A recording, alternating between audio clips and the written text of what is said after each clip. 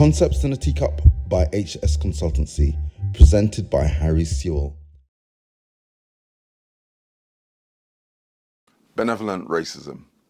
Well, this could be part of the series on microaggressions. So in this episode, we're going to look specifically at one particular microaggression, which is benevolent discrimination or benevolent racism. So what does it relate to? Clearly, the benevolent part really is suggesting that the transgressor, the person who's communicating or acting in a particular way, is intending to do or communicate something positive. An example of that might be if someone who's dressed in a hijab or a black person speaks articulately, well thought out and clearly in a meeting or in some kind of other encounter, and the person might comment on that just saying, oh, they speak really well, don't they?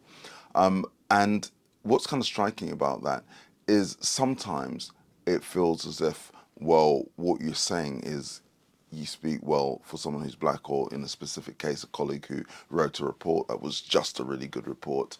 And there are multiple occasions in a meeting where, and this is a black woman, by the way, and multiple occasions in this multi-agency meeting where they kind of commented that, oh, this is well written. Did you actually write this? And, you know, what it kind of conveyed was an element of surprise. So benevolent forms of discrimination are speaking to the possibility that the person who's communicating is intending to do or say something positive, but what they're actually communicating is the dissonance they experience when you get that particular identity or their perceived identity alongside a set of behaviors and traits that for them, that connection is unfamiliar, and therefore they're naming it. What is really helpful to think about is what is not being said in those communications. So it could be that, you know, you speak very well. If that sentence was concluded, it might be, or you speak very well for a Muslim South Asian woman, you speak very well for a black woman or for a black person. Or it could just be that that report, you know, if someone concluded the sentence would be, you know, actually you've kind of written this really well for a black woman. And then if you added those bits, then of course it sounds racist. But often in the communication, that part isn't added. It's just seen as a compliment that, like, this is very good. You speak very well.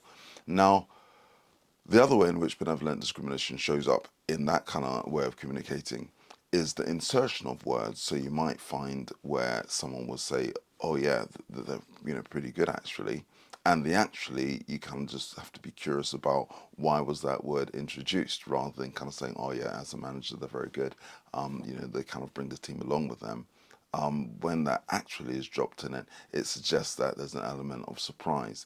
So the thing about benevolent forms of discrimination, including benevolent racism, is that it often makes people feel as though there's a suggestion that they should be walking on eggshells, they'd never compliment anyone ever, because there's a possibility that what they say from a well-meaning place might be taken as a form of racism. So people just say, I'll say nothing then.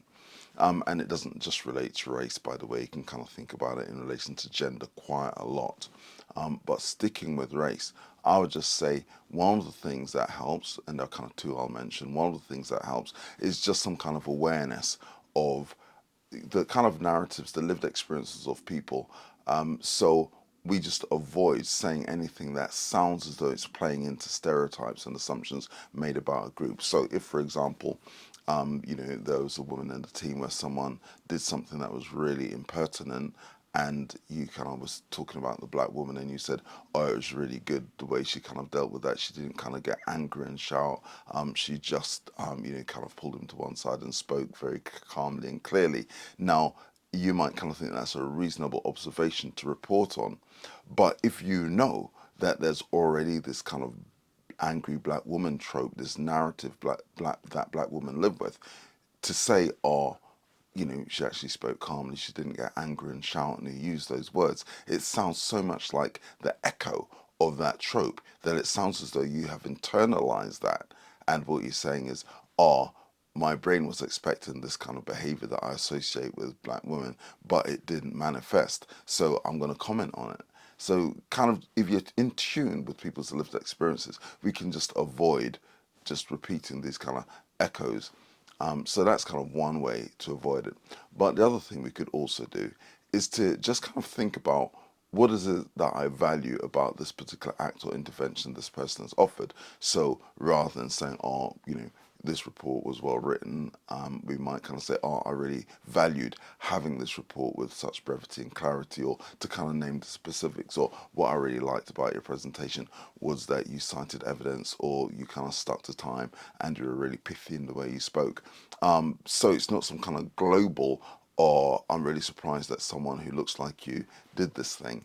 It's just kind of saying how are the elements that I valued. So those two tips might kind of help us avoid this sense of, well, when we talk about benevolent discrimination, I can't ever say anything positive to someone of color because it might be thrown back at me. It doesn't have to kind of be like that. And hey, we live in a world where we're forever having these encounters where there are kind of misunderstandings, and as long as we kind of hold conversations in a way that we're seeking understanding, what was it I said that made you think I was being racist, and just kind of be curious rather than kind of defaulting to defensiveness.